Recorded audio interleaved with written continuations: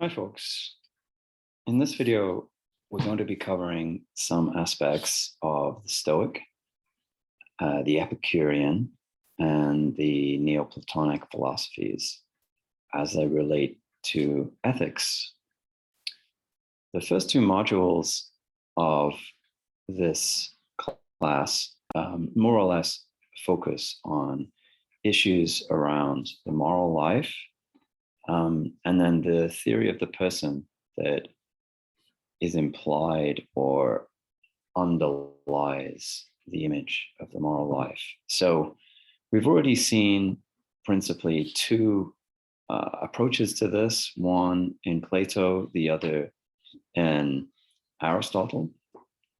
The notion of virtue, as we saw, is very central to the Aristotelian teaching.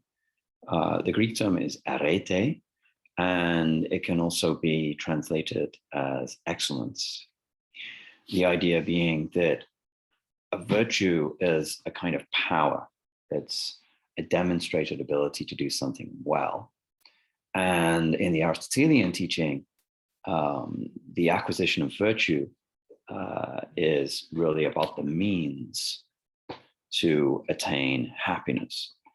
Again, recall that the goal of happiness or well-being is not something that we choose as such for these ancient philosophers. It's more a given, essentially. It's a sort of self-evident truth about the human condition that people strive for happiness or fulfillment. So the goal of the moral life is not deciding whether you want to pursue happiness, but equipping yourself with the means to achieve that end.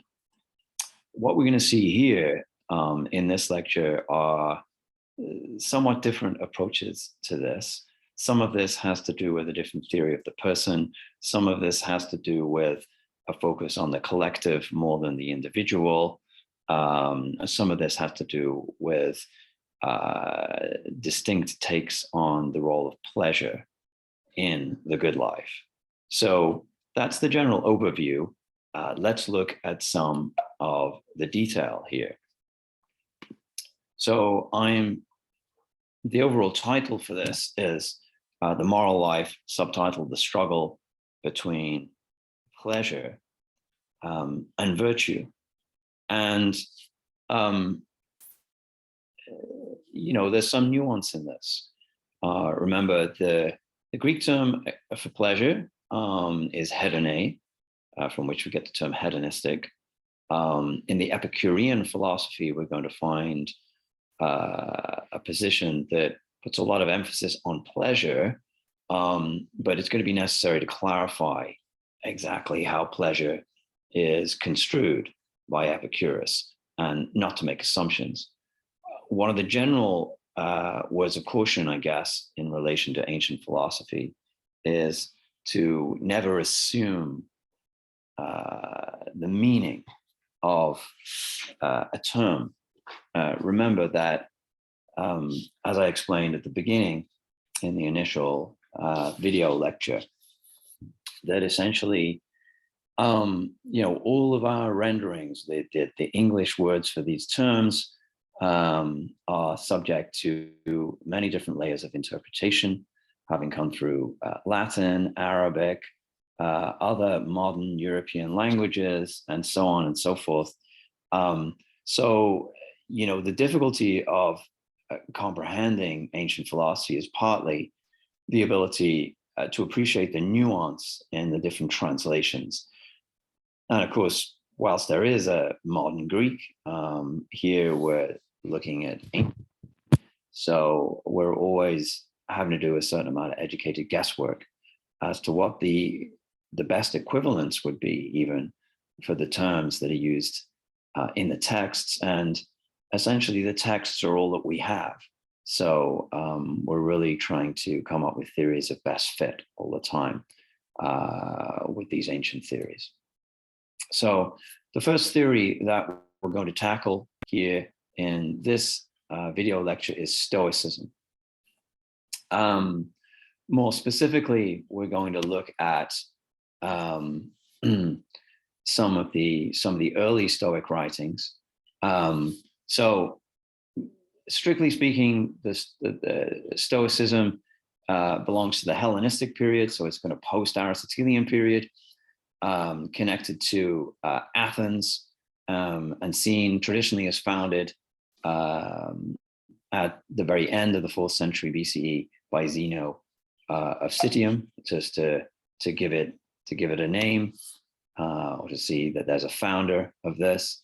The name Stoicism, as with other significant schools and so forth, in and around Athens at the time, is named after an architectural structure. In this case, the Stoa Poikile, or the many-colored porch, which was a feature of the original Athenian agora. The agora is the marketplace, where a very central place or plaza, essentially, something of the sort of the heart of the active, everyday city of Athens, was a feature of other ancient city-states at the time. So the Stoic school is named after this architectural feature. However, the theoretical origins of Stoicism are thought to derive from 5th century thinker, namely Antisthenes, who is name-checked by both Aristotle and by Plato. As you can see, the dates there, they're sort of, to some extent, coincide with the dates of Socrates, and into the period, really the mature period of Plato's thinking, and even an overlap with Aristotle towards the end. And he's seen as a follower, just as Plato was, of course, of Socrates. As for the core teaching, we have different presentations of Stoicism. So again, we have to kind of reconstruct what Stoicism is, and to some extent decide what the core teachings are. But on the whole, certainly in terms of the presentations that we're going to deal with here in this module, one of the emphases, at least, is the idea of virtue as a sort of protectiveness against the lures of pleasure. So, the idea that the good life, in a sense, requires protecting yourself from false pretenders to the good, which would include pleasure. Also, certain varieties of emotion, as we'll see when we deal with the issue of emotion. Stoic philosophy in general puts a lot of emphasis on self-control. So pleasure and allied emotions are often seen psychologically as the great threats to the virtue, the core virtue of self-control. We can also say that the ideal state is one of apatheia. The literal translation of that would be apathy, which doesn't sound very positive in English. But it's a state of essentially not being disturbed, a sort of tranquil state, a sort of peaceful state, you might say. And that's really the goal, to be in that sort of unperturbed state, presumably primarily mental state, so where you're not troubled and anxious and so forth. There are many different figures. Stoicism is not simply confined to Athens in the 4th and 3rd centuries BCE.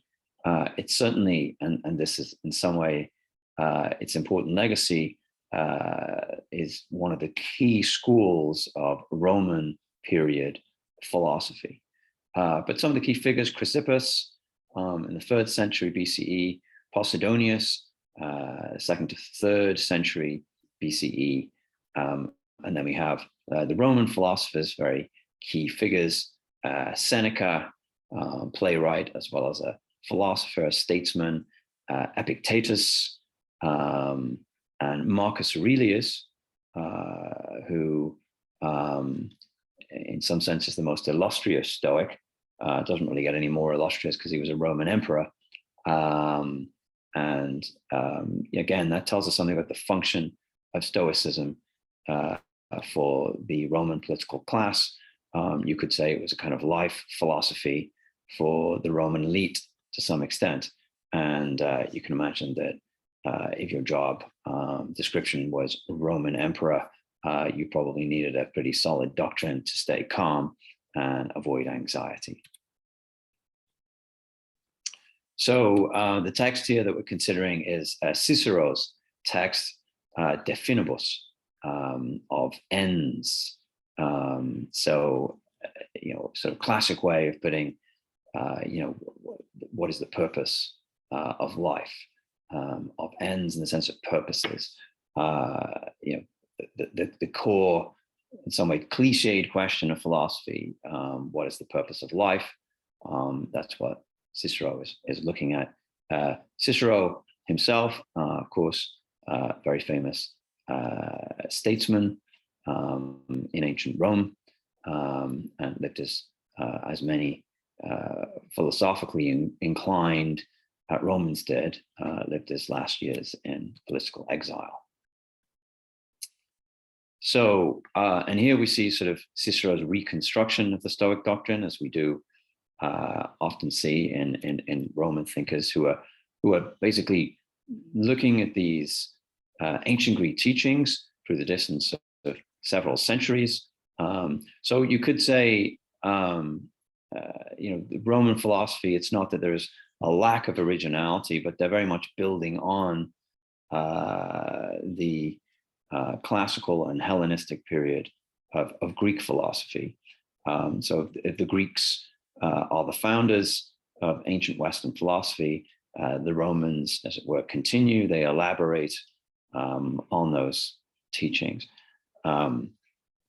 So one of the things that's looked at by Cicero here in his consideration of the good life is somewhat inevitably the role of pleasure, of hedone.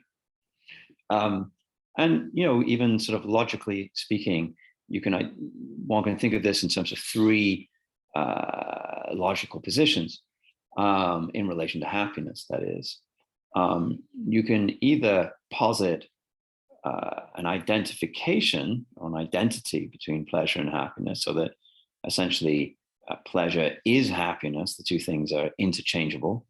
And that would be the doctrine of Epicureanism, followers of Epicurus.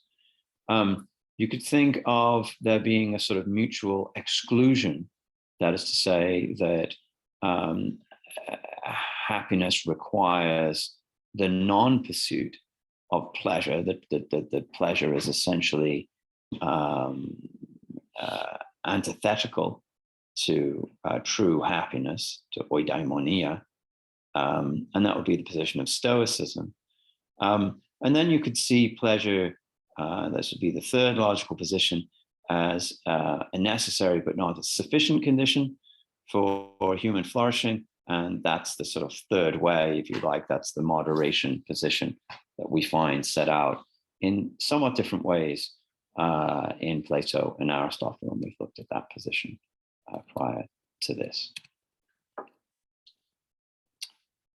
So the full title of Cicero's treatise is De Finibus Bonorum et Malorum. So on the ends or the purposes of what is good and what is evil. So very much a moral treatise. And it's kind of a survey text, you could say, in the sense that it looks at the different moral positions that have been laid out classically in Greek thinking, and looks at the merits, the pros and cons, if you like, of these different positions. And it's book 4 of Cicero's text, where he considers the Stoic doctrine. And he sort of dramatizes this. Obviously, we've got Plato as the great precursor of dramatizing philosophy.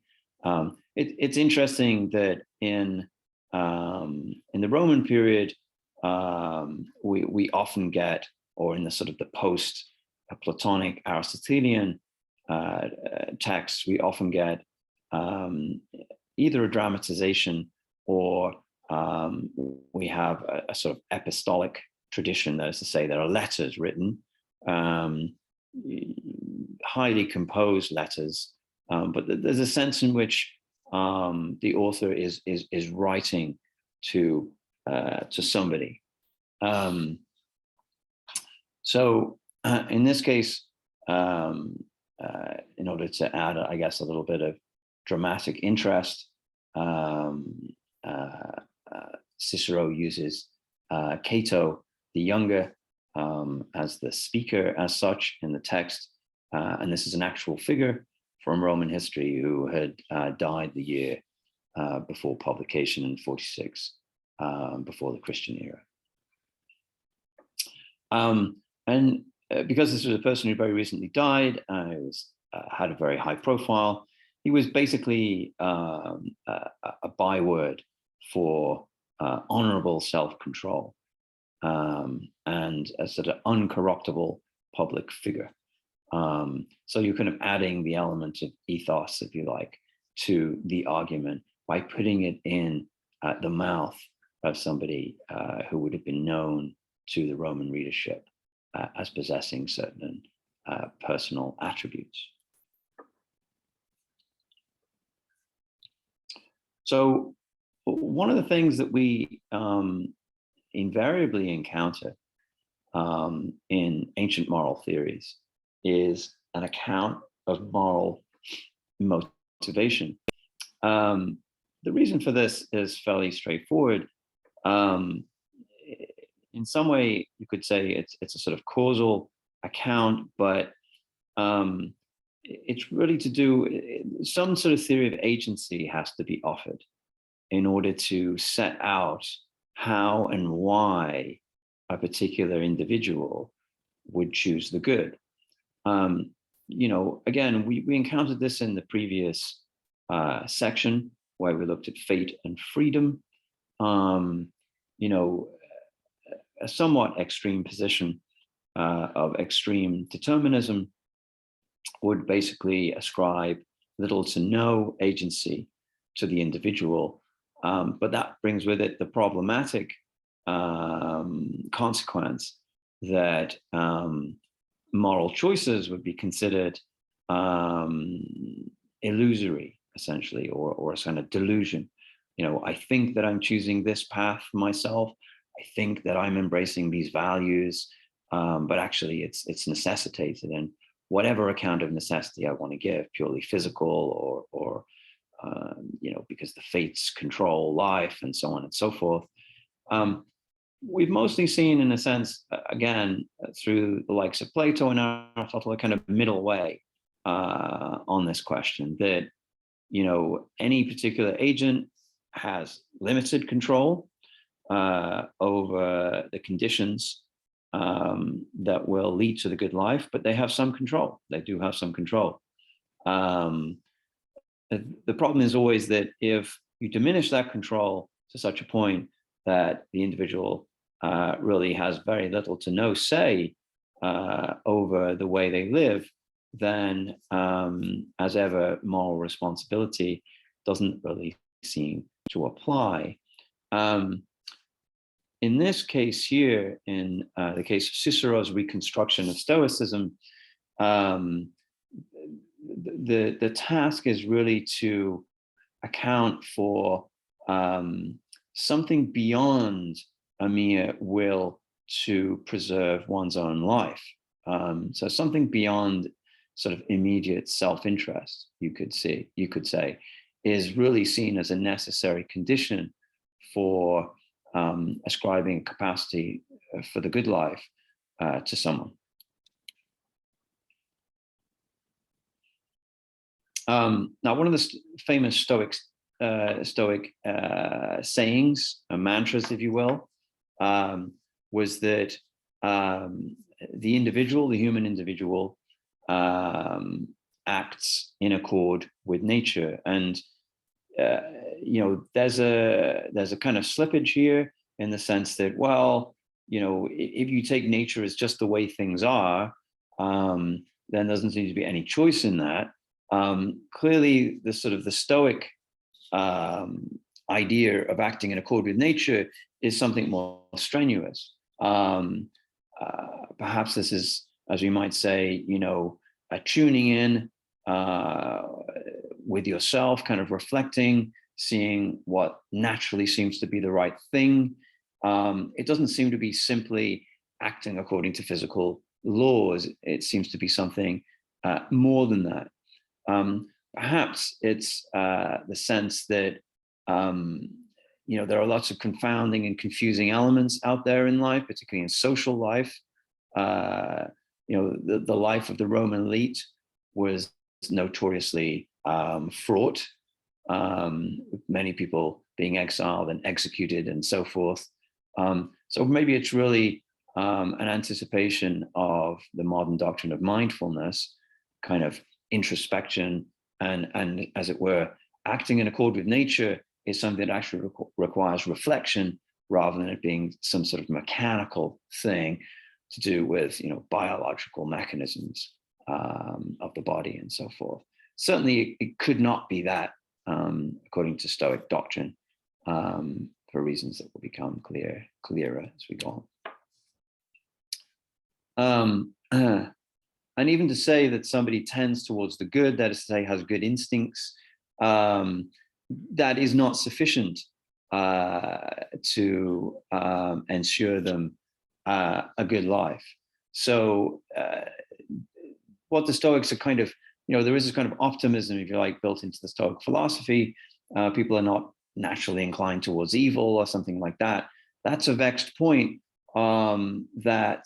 that will enter into the dialogues and the discussions around early Christianity, that things tend towards the good, certainly becomes part of Christian orthodoxy, that all things are made good, and therefore human beings on the whole have a natural disposition towards the good, which in the context of Christianity is they're inclined more to turn towards God than turn away from God. So there's a kind of element here of Stoicism that will be arguably integrated into Christian orthodoxy in the centuries to come.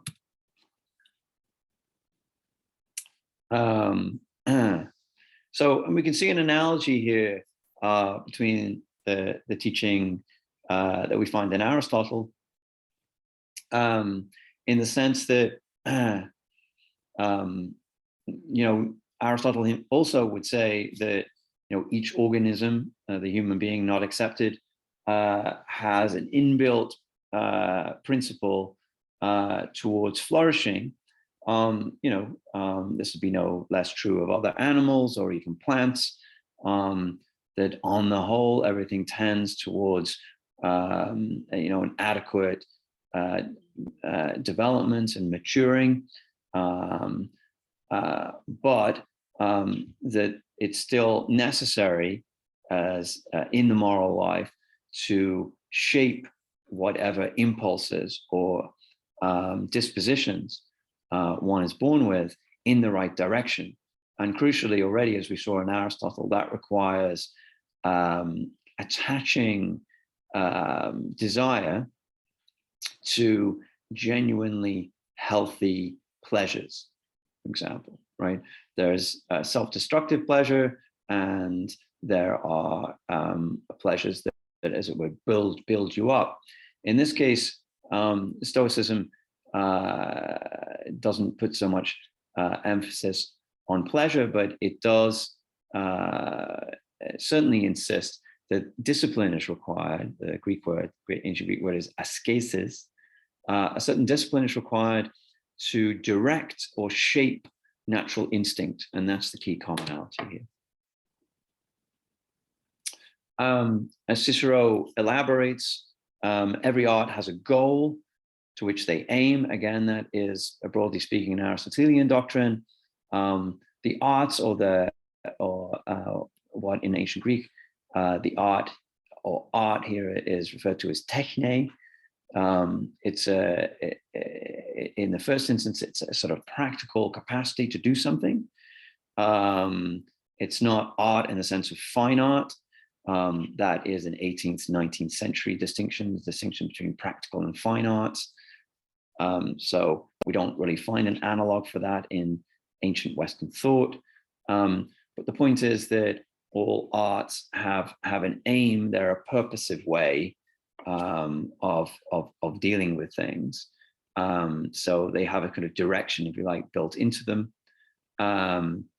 But all arts outside of ethics have specific aims, whereas the art of ethics, the art of morality, has one ultimate aim, which is the cultivation of the whole person.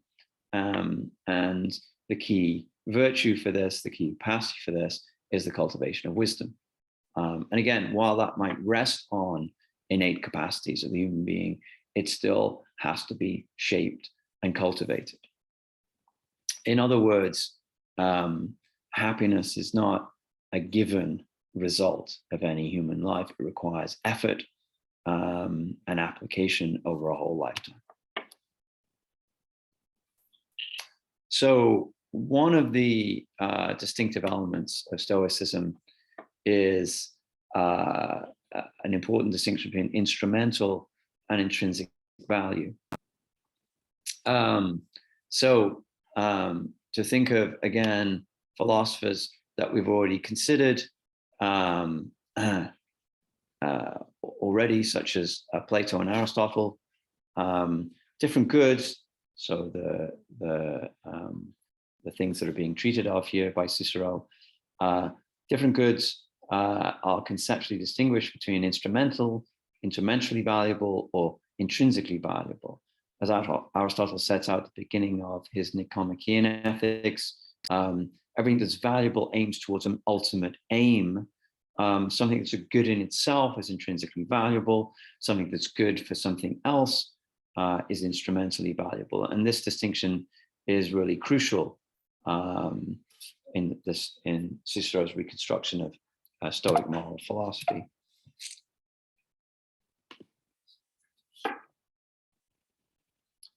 What is, properly speaking, morally valuable is intrinsically valuable. And follows from this that immorality is to be avoided for its own sake. And in some ways, this is an elaboration of Platonic doctrine, or at least the Socratic Platonic doctrine that we began with when we started to look at Plato. The idea that doing something that's morally dishonorable is the worst thing that can befall an agent. So following on and sort of filling in this idea of instrumental value, all material goods, so that would include wealth, but also honor, sort of social esteem, and all pleasures are, strictly speaking, only instrumentally valuable. So they're valuable for as a means to something else, and that's the purpose of the distinction. Is that if you pursue pleasure, if you pursue wealth, if you pursue honor for its own sake, then you've missed the point. Here, you've, in a sense, been led astray from the proper goal of moral life. And it's not that these things are bad necessarily, but conflating the pursuit of these things with the pursuit of happiness is the danger, essentially. And this stretches even to something like health, that health is not a good in itself, and neither is a long life. And this is a very interesting element of the Stoic argument. Better to lead than a strictly moral but short life than a sort of compromised life that goes on for a long time.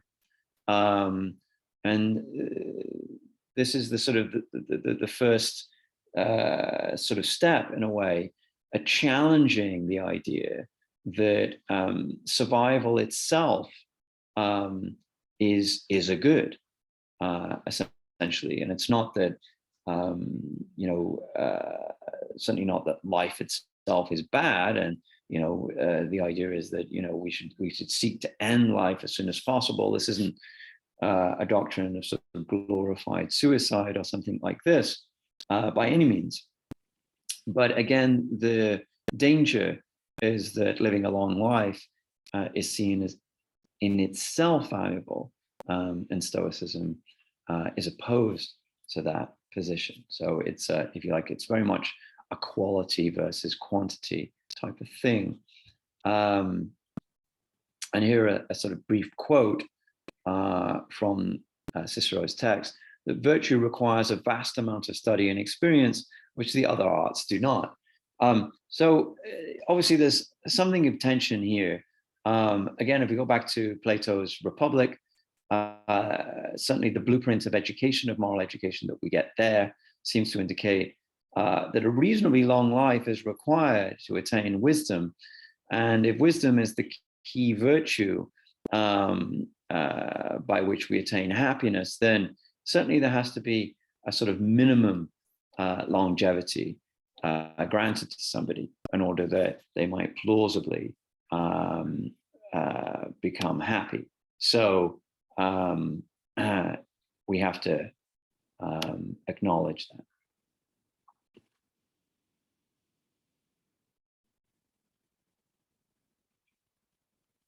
So if we continue our consideration of the Stoic philosophy as reconstructed by Cicero, we see an interesting development here. Arguably, already in Plato and Aristotle, one of the things that's implicitly getting dealt with in both the ethical but also the political philosophy is the relationship between the pursuit of the individual pursuit of well-being and happiness and the collective pursuit of well-being and happiness. Famously in Plato's Republic, Plato offers a so-called city-soul analogy. What the text tells us through the mouthpiece of Socrates is that it's very complex to try to set out what the good society would look like, the good collective. So at one point in the dialogue, Socrates says, well, let's consider the individual as a kind of microcosm, as a sort of small version, if you like, or a miniature version of the good state, the good society. And in doing that, Plato sets out a sort of moral psychology. How is that individual, the different elements of that individual to be arranged in order to optimize their chances of leading a flourishing life and attaining happiness. In Aristotle, the relationship is more explicit. We can see that his ethics is set up as a kind of introduction to his politics. So again, there's a kind of priority, a sort of methodological priority of the individual relative to the collective. But if you review the kind of virtues that Aristotle identifies, you can very quickly see that these are virtues, these are skills, attainments, capacities that certainly they serve the individual and their desire for flourishing, but they also have a very obvious social function. The majority of the character virtues, in fact, arguably all of them, are really about how the individual makes themselves maximally useful to the society in which they function. So there's an interesting whole part relationship here about how the pursuit of happiness of the individual catalyzes the happiness and the flourishing of the collective, of the society, of the polis. And arguably, there's something very distinct here in ancient ethics relative to modern ethics, modern Western ethics. Modern Western ethics is arguably very much focused on the individual and the individual's pursuit of well-being. And there's less of a focus on the need to coordinate the way that individuals pursue the good life with the collective pursuit of a good society. Whereas these two things tend to be two sides of the same coin in ancient Western thinking. And here's a good example of that, in some ways, a paradigmatic instance of that in Stoicism. So the headline here is that Stoicism puts forward an idea of cosmopolitan moral responsibility. What's interesting about this, the cosmopolitan bit just means, literally means being a citizen of the world, the cosmos, right? And there's a kind of anticipation here of a kind of internationalism, which is kind of interesting, right? Probably be too much to say that it's a kind of precursor to universal human rights, something, it's a kind of thing that was constructed in the mid-20th century in the wake of the Second World War. But certainly it gives you that sort of perspective that it's the whole human community that's in play in some way in the individual's pursuit of the good life, not simply their immediate community. And again, to some extent, this thought was implicit in Aristotle's idea that the happy individual is that individual who is doing best at being a human being, right? Certainly this is a motif that we find very strongly in, for example, Immanuel Kant's philosophy in the 18th century, a very important figure in modern Western moral theory. So the idea being that each individual is responsible for the whole moral community. So, here we get the idea, I guess you could say, that morality is not consistent with purely self-interested action.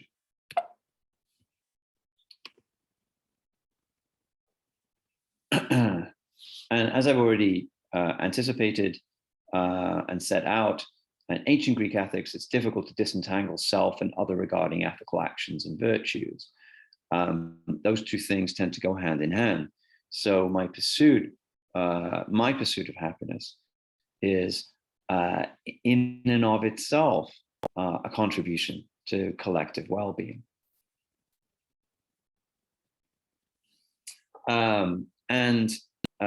Whilst the Stoics acknowledge, certainly, a sort of primary drive towards biological self-preservation on the part of the individual, they also insist on an innate instinct for sympathy with others. And this Stoic doctrine of sympathy, so concern, fellow feeling for others, concern for the pains and pleasures of others, this is something that has a modern life when we get to figures such as Adam Smith, one of the great founders of modern economics, but also a great ethical theorist in his own right, again in the 18th century in the Enlightenment period, and a close associate of Adam Smith, namely David Hume. And for both Hume and Smith, this Stoic idea of sympathy is absolutely key to the moral life. And in fact, that also had a great impact on Darwin when he wrote The Descent of Man, the follow-up to The Origin of Species. So that idea, which we find originally in Stoicism, of a kind of inherent sympathy for others, has a long legacy in Western moral and political thinking. And here's a quote from Cicero that sort of gets at this point. He writes, "We value the common good more than our own. Laws value the welfare of all above the welfare of individuals."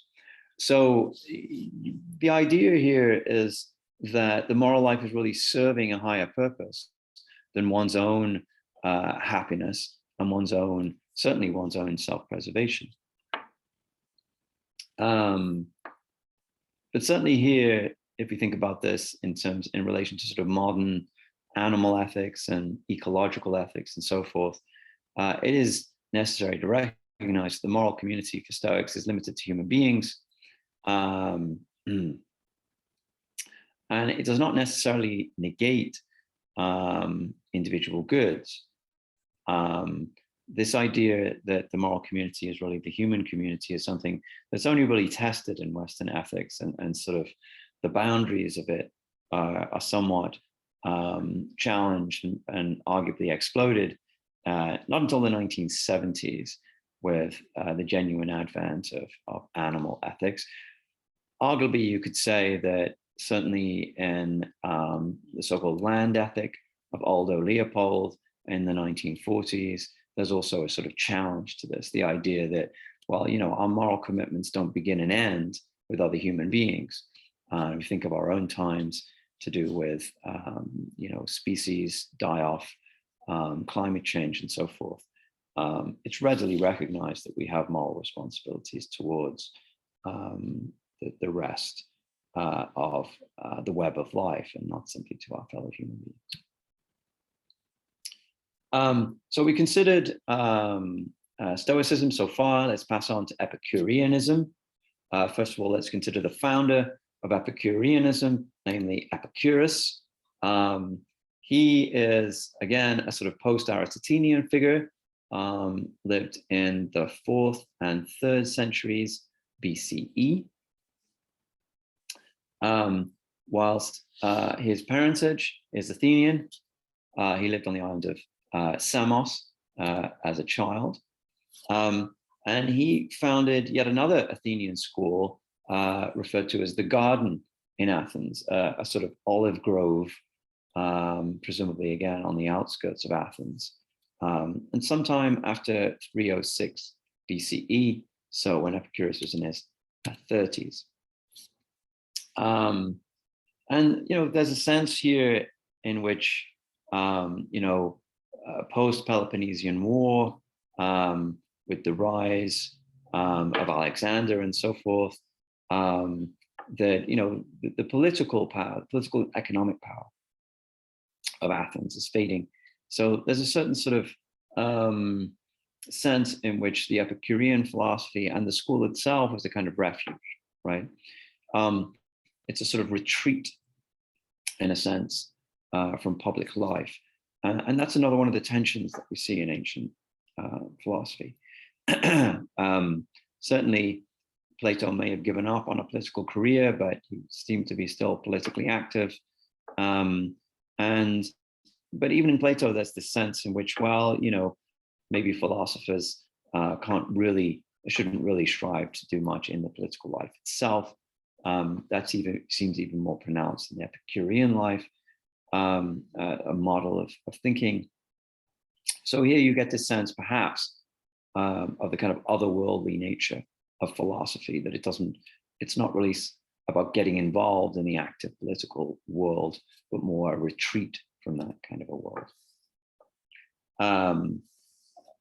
Whilst here we're going to deal with Epicurus's moral teaching, he did make contributions to what we might call scientific thinking in the form of ancient empiricism.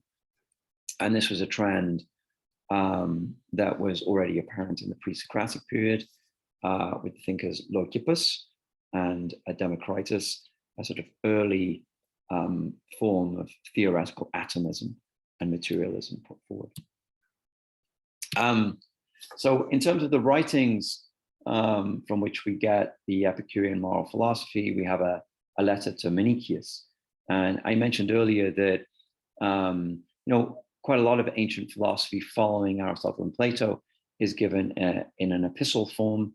So a sort of letter to, again, you could think of the letters of St. Paul and some of the other epistles that form the canonical New Testament.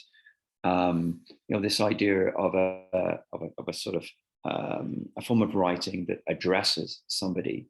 It has a more dramatic element to it, and also a kind of conversational element that's perhaps more readable and something that could be read out as well. We have to remember that the ancient world is very much a sort of oral world oral skills are important. So presumably successful writings would be ones which were entertaining to read to others. We have a longish account of Epicurus in the famous chronicler of ancient thinkers, in the so-called Lives of Eminent Philosophers by Diogenes Laertius, who's writing in the 3rd century, the BCE. So, more or less a contemporary, or certainly someone that's fairly close in time to Epicurus, writing about the Epicurean school. And perhaps this accounts for the fact that the longest chapter is devoted to Epicurus in Diogenes' text. Diogenes' text is quirky and idiosyncratic. It's certainly not systematic in the way that we would expect, sort of literature review to be, or something like that. It's usually full of wise sayings and sort of quirky events, which are sort of ascribed to the thinkers, and even jokes and put downs that are ascribed to these thinkers as well as the adherents of the school. So who were the followers of Epicurus? This is a kind of important consideration in Diogenes' reconstruction of each thinker. And Diogenes recognizes 3 areas of writings ascribed to Epicurus, and Diogenes tends to mention many texts which have not survived. But he divides Epicurus' teaching into what he calls canonic. We have a letter to Herodotus on this, to physics. Here the sort of theoretical physics or theory of nature. And here we have a letter to Pythocles, and the thing that we're concerned with here, which is his outline of ethics, which is the letter to Menicius. And this letter, unfortunately, is significantly shorter than the other 2. And this may suggest the ethics, in a sense, rests on the natural philosophy. In a sense, you explain the physical nature of things, and then you can go on to explain the ethical position.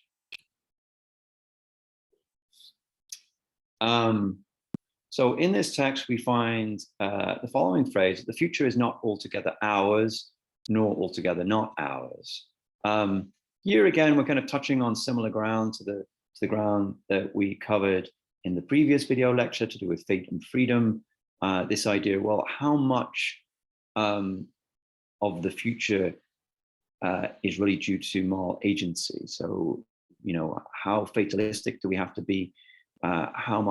How deterministic do we have to be? And really, how much space is there for the individual moral agent to make a difference? There's also, again, an account of sort of moral motivation and a kind of taxonomy of desire. So the language is a little strange to decipher to some extent. Desires, and there's a sort of tabulation of these elements of human psychology. So desires are described as natural or empty. Natural desires are described as either necessary or merely natural. Necessary desires relate to, on the one hand, happiness, otherwise to avoiding bodily disturbance, or finally relate to life itself. So this is there's a taxonomy of desires here that kind of is part of the picture. And we see a kind of certain opposition to the Stoics' mantra of living in accordance with nature. And Epicurus insists on a distinction between the merely natural and the natural and necessary desires. I think the idea here being that, this is what we might call the basic biological functions don't really have any moral significance. Whereas happiness is the perfected or best possible condition of human life, amounts to freedom from disturbance of body and mind. The term used by Epicurus is ataraxia. So this is, again, is the sort of unperturbedness. And there certainly seems to be something in common here between the Stoic and the Epicurean philosophy. But there's almost, it's tempting to say there's almost a negative characterization of the good life or happiness, which is being undisturbed and particularly lacking mental anxiety. But what's antithetical, what's strictly opposed to the Stoic position is the idea that pleasure is the final good. So we saw that in Stoicism, pleasure is actually external to happiness and really has no intrinsic value. Whereas here, pleasure is equated with happiness. So in that respect, we have antithetical positions. However, it's very, very important to recognize that in Epicurean philosophy, pleasure is not the life, the happy life, the pleasurable life is not a life of wanton self-indulgence, but rather a life of strict discipline made possible through practical wisdom. So the pleasure here is the pleasure of not being disturbed, being in a position of peace. So it's almost a lack of pain or disturbance or anxiety. That's the definition of pleasure. So, you have to put those pieces together to really make sense of the Epicurean philosophy. So our final thinker in this video lecture that we're going to deal with is Plotinus. And Plotinus is writing and lives significantly later, 4 centuries later, essentially. So we're looking at the 3rd century of the Christian era. We don't really know a lot about Plotinus's life, even less than we know about other thinkers. He was possibly born in Lycopolis on the Nile Delta, so it'd be a North African thinker. We presume to know that he studied for 11 years in Alexandria, a great seat of learning, and later traveled to Persia, to the east of Greece, and east beyond the Eastern Mediterranean, modern day Iran. And we also believe that around the age of 40, he moved to Rome and lived there until his death. And we have quite a lot of Plotinus's doctrine. We have a long work entitled the Enneads, which was compiled by his follower, student, and chronicler Porphyry. So the excerpt that we have in the Annas anthology is from Enneads, book 1, chapter 4, and the title of this chapter is On Happiness, Pere oidaimias, so on happiness, oidaimonia, being the Greek word for happiness. But in our translation, oidaimonia is translated as well-being, so just in case that trips you up. In this case, the investigation is titled Tentative. Tentative here presumably means that we can't have absolute wisdom about these things. So this is an attempt to come up with the best theory possible, but we can't dogmatically assert that this is the case. Diogenes tends to use this term too to characterize certain dialogues, for example, of Plato. So to some extent, the complementary concept would be dogmatic, as opposed canonical, as opposed to tentative. So, it's an attempt to come up, as I say, with the best theory possible. Now, in terms of the text, the initial hypothesis, what's being tested here is to see whether happiness and living well, or oizen, are identical. It's important to note that in ancient Greek, there are 2 words, both of which appear in modern English terms for life. On the one hand, zoe, from which we get zoo, zoological, and so forth, and bios, from which we get biology, and its cognate words. And there seems to be an emphasis on Zen as the term for human life in the sense of flourishing, bios being something that's more widely shared. And perhaps you could kind of reflect that back on the distinction between mere self-preservation of life, which perhaps could be connected to bios, as opposed to Zen, which is always about how well you're living your life, if that makes sense. So in terms of the further picture of life, as we've again seen before, there's this notion that the source of life, or the psyche, the psyche, is common to all living beings, animals and plants. And to that extent, then all living beings are capable, you might say, of happiness in the sense of flourishing or doing well. However, what we get in Plotinus is this sense of a kind of a sort of a pyramid of forms of life, something that becomes almost second nature as theory develops. This idea that there are higher and lower grades of life, so that not all forms of life, it's not all horizontally laid out.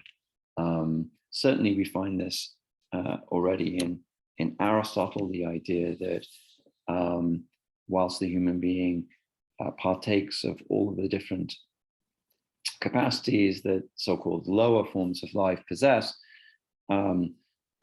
we possess something in addition to all the other animals and forms of life, namely reason.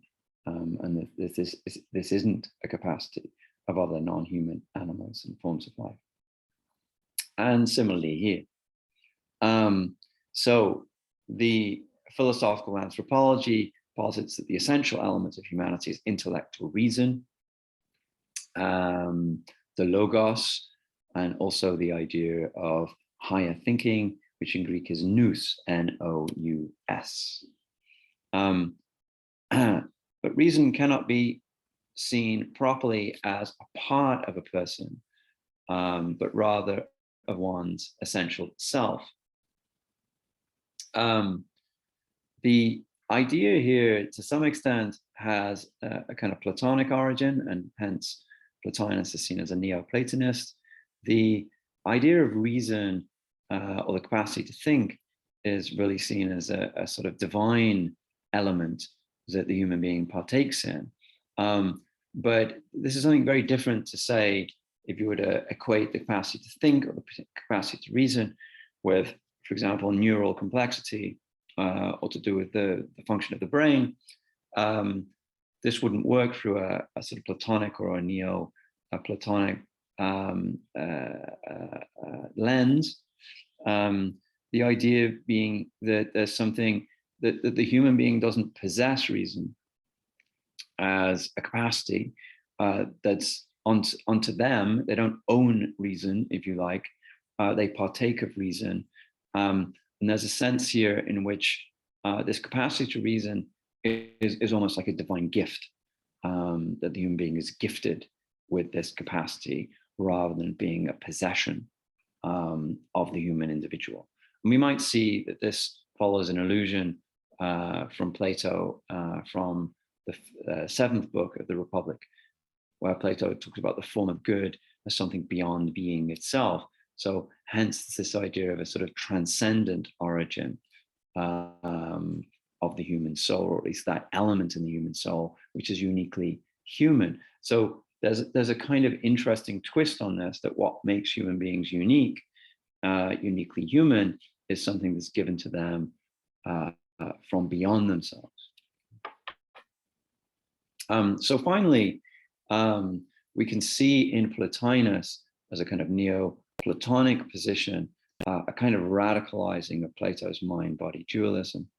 I mentioned a couple of lectures ago that Plato famously refers to the body, or the soma, as a sema, that is to say, the body as a cage of the soul. a very striking metaphor that, of course, gives that sense that at death, when the body decomposes, the soul is finally free and can sort of literally flee the cage in which it's trapped. Um, so to here in Plotinus, Plotinus ascribes to the happy person what he calls an inner light. On the one hand, the groundwork for this had already been established by Plato. After all, again, if we think back to the allegory of the cave, clear light is seen as a metaphor or as a simile for the good, for true knowledge, illumination.